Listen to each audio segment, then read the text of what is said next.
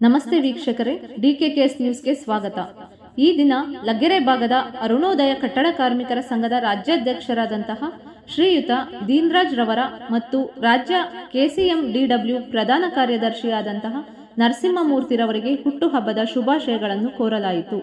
ಈ ಸಂದರ್ಭದಲ್ಲಿ ಧ್ರುವಚಂದ್ರ ಕರ್ನಾಟಕ ಕಟ್ಟಡ ಕಾರ್ಮಿಕರ ಸಂಘದ ರಾಜ್ಯಾಧ್ಯಕ್ಷರಾದಂತಹ ತಿಮ್ಮೇಶ್, ನೆರವು ಅಶ್ವಟ್ಟಿ ಮರಿಗೌಡ್ರು, ಗಂಧದಗುಡಿ ಕಲಿಯುಗ ವಂಶಿ, ಮಾತೃಶ್ರೀ ಕೆಂಪಣ್ಣ, ಸಮಸ್ತ ವೆಂಕಟೇಶ್, ದಿವ್ಯಜ್ಯೋತಿ ಪ್ರದೀಪ್, ಎಲ್ಲ ರಾಜ್ಯಾಧ್ಯಕ್ಷರುಗಳು ಹಾಗೂ ಇತರ ಪದಾಧಿಕಾರಿಗಳೆಲ್ಲರೂ ಸೇರಿ ಭಾಗವಹಿಸಿದ್ದರು.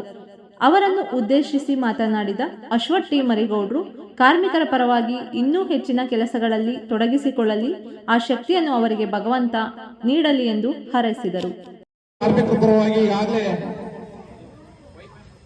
ಕಾರ್ಮಿಕ ಇಲಾಖೆಯಿಂದ ಸಿಗುವಂತಹ ಸಹಾಯಧನಗಳನ್ನ ಕಾರ್ಮಿಕರಿಗೆ ತಲುಪುವಂತಹ ಕೆಲಸವನ್ನ ಮಾಡ್ತಾ ಇದ್ದಾರೆ.